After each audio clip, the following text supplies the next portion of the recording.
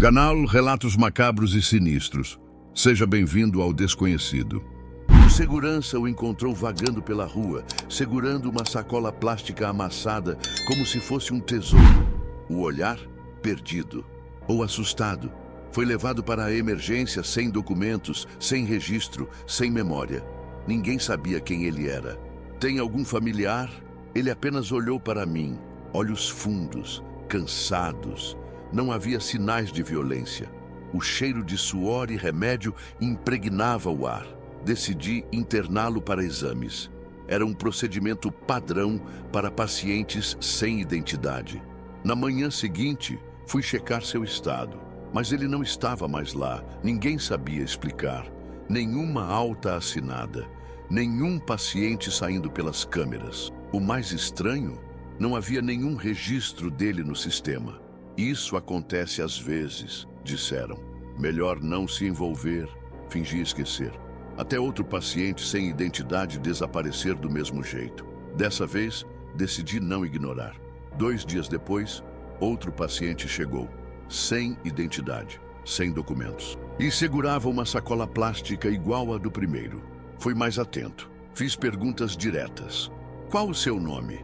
Ele me encarou por alguns segundos antes de responder. A voz saiu hesitante. Não importa. Anotei os poucos dados que consegui. Ele tinha cicatrizes antigas pelo corpo, mas nenhuma marca recente de agressão. Você tem alguém que possa vir buscá-lo? Ele desviou o olhar. Murmurou algo inaudível. Como veio parar aqui? Silêncio. Apenas o barulho da respiração pesada dele e o som dos monitores ao redor. Saí da sala e pedi à enfermeira que cuidasse da internação. 15 minutos depois, voltei para checar. O leito estava vazio. Para onde ele foi? Perguntei. A enfermeira pareceu confusa. Ela não se lembrava dele. Olhei o sistema, nenhum registro. Fui até a segurança do hospital. As câmeras não mostravam nada. Nenhuma gravação dele entrando ou saindo. Voltei para a recepção. Perguntei ao segurança que havia registrado a entrada do paciente. Ele franziu a testa. Não lembro desse cara. Meu estômago revirou. O mesmo padrão do primeiro desaparecimento. Resolvi olhar os arquivos de internações passadas. Encontrei 5 casos semelhantes nos últimos 2 anos. Todos pacientes sem identidade que sumiram sem deixar rastros. Todos chegaram com sacolas plásticas contendo pequenos objetos pessoais. Comecei a perguntar para outros médicos, enfermeiros e atendentes. A maioria dizia não lembrar. Alguns desviavam o olhar, como se soubessem de algo, mas tivessem medo de falar. Fui até o depósito do hospital e procurei os pertences descartados desses pacientes. Dentro de uma sacola, encontrei um bilhete amassado, escrito à mão. Quando perceberem, será tarde demais. Meu peito apertou. Isso não era normal. Tentei rastrear qualquer informação sobre eles. Nenhum CPF, nenhuma ficha médica. Era como se essas pessoas nunca tivessem existido. Na manhã seguinte, quando cheguei ao hospital, encontrei um envelope sobre minha mesa. Dentro, havia uma folha com apenas uma frase. Se continuar procurando, vai encontrar o que não deve. Minha respiração acelerou. Olhei ao redor. Alguém estava me observando. Voltei aos registros dos desaparecidos e decidi procurar algo que pudesse ligar os casos. Foi quando notei um detalhe estranho. Todos os pacientes chegaram ao hospital trazidos pelo mesmo motorista de ambulância. Fui até o setor de transporte para verificar os registros.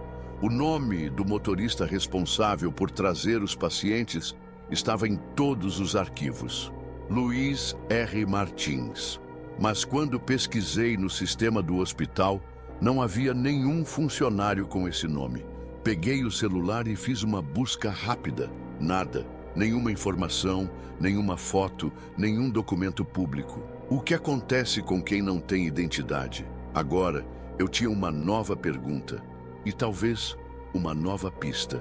Fui até o setor de transporte perguntar sobre Luiz R. Martins. O coordenador digitou no sistema. Ficou em silêncio. Isso não faz sentido. Não temos ninguém com esse nome. Apertei os dentes. O que estava acontecendo? Quando perceberem, será tarde demais. Saí do hospital e fui até a empresa terceirizada que fazia transporte de pacientes. O prédio parecia abandonado. Dei a volta no quarteirão. Encontrei um portão lateral entreaberto. Meu coração acelerou. Entrei. O lugar parecia um galpão desativado. No fundo, uma porta metálica. Forcei a maçaneta. Trancada. No chão, uma sacola plástica amassada, exatamente igual às que os pacientes carregavam. Voltei ao hospital e contei ao diretor. Ele sorriu. Se continuar cavando, vai encontrar o que não deve. No dia seguinte, meu acesso ao sistema foi bloqueado. Minha mesa estava vazia. Meus arquivos tinham sumido. No fim do expediente, recebi um envelope sem remetente. Dentro, um crachá com meu nome e uma nova identificação de setor.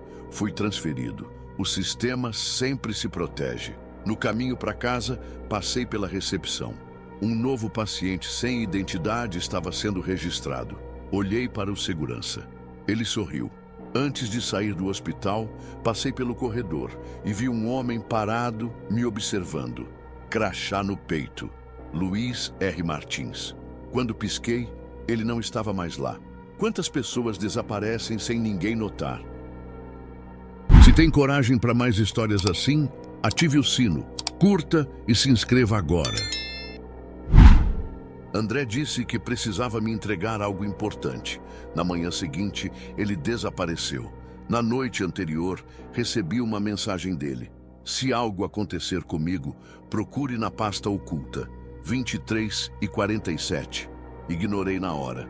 André era paranoico. Sempre achava que alguém o estava vigiando. Mas quando acordei no dia seguinte e tentei ligar para ele, o telefone estava desligado. Passei na casa dele. A porta estava trancada, as luzes apagadas. Nenhum sinal de André. No trabalho, chequei os e-mails dele no servidor do jornal. A conta havia sido desativada. Algo estava errado.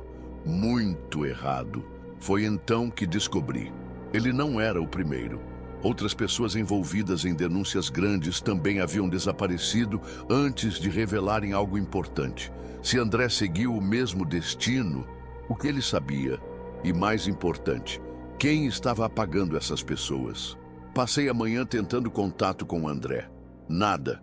No fim do dia, decidi ir até o apartamento dele novamente. Dessa vez, algo estava diferente. A porta do prédio estava destrancada. Subi as escadas devagar, sentindo um peso no ar. Ao chegar no andar dele, bati na porta. Nenhuma resposta.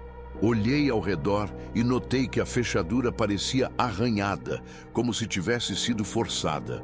Algo me dizia que André não saiu por vontade própria. Peguei um grampo no bolso e forcei a tranca. Era a primeira vez que fazia isso, mas não hesitei. Ao entrar, senti um cheiro estranho. O apartamento estava em silêncio absoluto.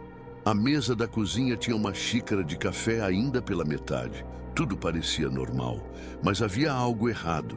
A cadeira perto do computador estava caída no chão. Fui até a escrivaninha. O notebook de André estava ali, mas desligado. Respirei fundo e abri a tela. Pediu senha.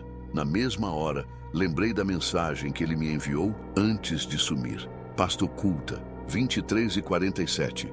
Digitei, 23, 4 e 7. A tela piscou e abriu. Eu não estava preparado para o que vi.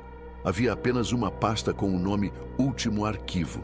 Ao clicar, vi vários documentos, e-mails e prints de conversas comprometedoras.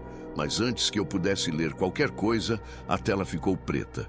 Sistema corrompido. Meu coração disparou. O notebook estava sendo apagado em tempo real. Peguei o celular e tirei uma foto rápida da tela antes que tudo sumisse. Foi então que percebi um detalhe que me fez congelar. Uma câmera estava posicionada no alto da estante, apontada diretamente para a mesa. Alguém já sabia que eu estaria ali. Você não deveria ter vindo, Matheus. A voz veio do meu celular. Uma ligação de um número desconhecido. O sangue gelou nas minhas veias. Saí do apartamento sem olhar para trás. Meus instintos gritavam para eu sair dali. Desci as escadas apressado. Mas antes de sair do prédio, notei um carro preto estacionado do outro lado da rua. Vidros escuros. Motor ligado. Olhei para o celular. A ligação ainda estava ativa, mas em silêncio. Toquei no botão de encerrar, mas a voz voltou. Já é tarde demais. A chamada caiu. Voltei para casa com a sensação de que alguém me seguia. Assim que entrei no apartamento, tranquei todas as portas e janelas. Sentei no chão, tentando organizar meus pensamentos. Abri a galeria do celular para ver a foto que tirei do notebook de André. A imagem estava corrompida. O arquivo que poderia me dizer o que aconteceu com André tinha desaparecido. Respirei fundo e tentei pensar. Quem mais sabia desse arquivo? Foi então que o celular vibrou novamente. Dessa vez, uma nova notificação. Seu acesso foi negado. A tela apagou sozinha. Todos os meus aplicativos foram deslogados. Meu sangue gelou. Eles estavam apagando tudo. O que André sabia que era tão perigoso? E mais importante, será que agora eu era o próximo? O celular desligou sozinho. Tentei reiniciar, mas a tela ficou preta. Alguém estava apagando tudo remotamente. Me levantei e corri até meu laptop. Tentei acessar meu e-mail do jornal, mas minha conta foi bloqueada. Seu acesso foi negado. Cada segundo que passava, parecia que eu desaparecia um pouco mais. Foi então que ouvi um barulho no corredor. Passos lentos, calculados. Minha respiração travou. Alguém estava do lado de fora da minha porta. O trinco girou devagar. Um frio subiu pela minha espinha. Eu queria correr, mas minhas pernas não se moviam. 23h47. O tempo que André mencionou na mensagem. O tempo que ele desapareceu. O celular vibrou uma última vez. Agora é você. A porta se abriu. Depois disso, não lembro de mais nada. Na manhã seguinte, um carro preto foi visto saindo do meu prédio. No dia seguinte, um novo jornalista assumiu meu cargo e uma nova pasta oculta apareceu no sistema do jornal. Nome do arquivo: Matheus Guerra, 23h47. Quantos jornalistas desaparecem antes de conseguirem falar? E mais importante, quem apaga seus arquivos? Se você também ficou intrigado, comente aqui e não esqueça do like e da inscrição. O apartamento 302 estava alugado há 2 anos, mas o inquilino nunca existiu. A notificação apareceu no sistema da imobiliária naquela manhã. Um erro de cadastro, provavelmente. O banco mostrava pagamentos mensais em dia, mas o nome do inquilino não constava em nenhum banco de dados oficiais, nenhum CPF, nenhum documento válido. Tentei ligar para o número registrado no contrato. Desconectado. Chequei as câmeras do prédio. Nenhuma imagem do 302 sendo ocupado nos últimos meses. Era impossível. Alguém estava pagando pelo apartamento, mas quem? Passei no prédio pessoalmente. O síndico hesitou antes de responder. Melhor você esquecer esse apartamento. Pressionei. Ele desviou o olhar. As pessoas que perguntam sobre o 302 não perguntam 2 vezes. Voltei para a imobiliária com um nó no estômago. O que havia de errado com aquele lugar? E então recebi um e-mail anônimo. Não abra essa porta. Algo naquela frase não saía da minha cabeça. As pessoas que perguntam sobre o 302 não perguntam 2 vezes. Voltei para a imobiliária e tentei puxar mais informações. O contrato de locação existia, mas o inquilino não. Nome: Rodrigo Albuquerque. Sem CPF válido, sem histórico de crédito, sem fotos no cadastro. Chequei os dados bancários. Os pagamentos eram feitos sempre no mesmo dia, através de uma conta offshore ligada a uma empresa fantasma. Era como se alguém estivesse pagando para manter o apartamento vazio. No fim da tarde, voltei ao prédio. O porteiro da noite me reconheceu, mas evitou contato visual. Preciso dar uma olhada no 302. Ele hesitou, mas entregou a chave. Se perguntarem, eu não vi nada. Subi pelo elevador, sentindo a ansiedade crescer a cada andar. Quando cheguei ao 302, a porta estava fechada, mas não parecia normal. A fechadura não mostrava sinais de uso recente. Girei a chave e empurrei devagar.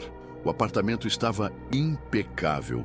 Luzes apagadas, móveis sem poeira, cheiro de nada.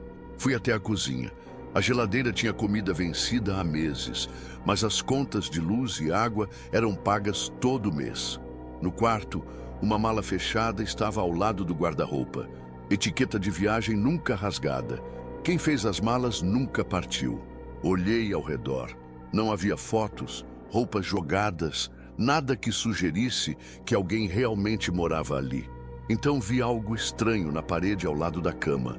Marcas de fita adesiva, como se algo tivesse sido arrancado dali. A sensação de estar sendo observado aumentou. Virei para a porta, fechada. Fui até a sala tentando me acalmar. Talvez fosse só uma fraude financeira, um apartamento fantasma. Então, vi a câmera, pequena, discreta, escondida no canto do teto, apontada diretamente para a porta de entrada. Alguém estava monitorando aquele apartamento. Me aproximei, tentando ver se estava ligada. Foi quando o telefone tocou. Número desconhecido. Atendi. Você não deveria estar aí. Meu coração disparou. A ligação caiu antes que eu pudesse responder. De repente, o interfone tocou. O porteiro. Senhor Rafael, um homem veio perguntar se o senhor ainda está no 302. Como assim? Quem? Ele não quis se identificar, mas disse que o senhor deveria sair antes das 23 horas. Olhei para o relógio. 22:55. Fiquei parado, sentindo meu coração acelerar. Alguém sabia que eu estava ali. Me aproximei da porta e escutei. Passos. Alguém estava parado no corredor.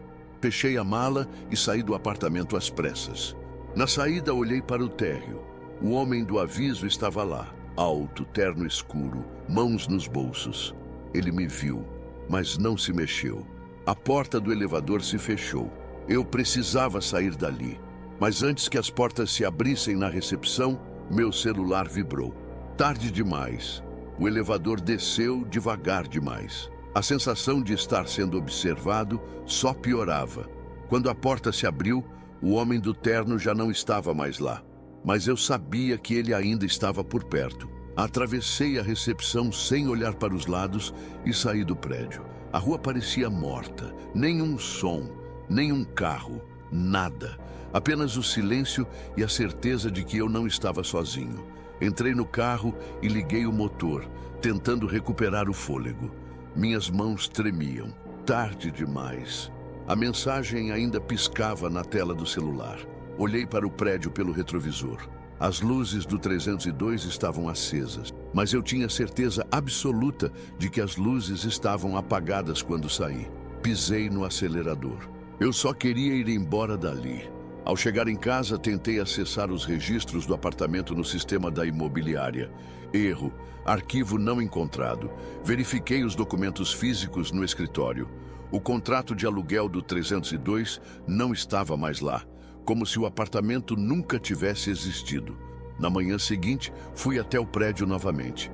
O 302 estava à venda, anunciado como nunca habitado, e ninguém parecia se lembrar que, por 2 anos, ele esteve alugado. Se um apartamento pode ser apagado da existência, quantas outras coisas já foram? Se você chegou até aqui, já sabe. Like no vídeo, inscreva-se e comente o que achou.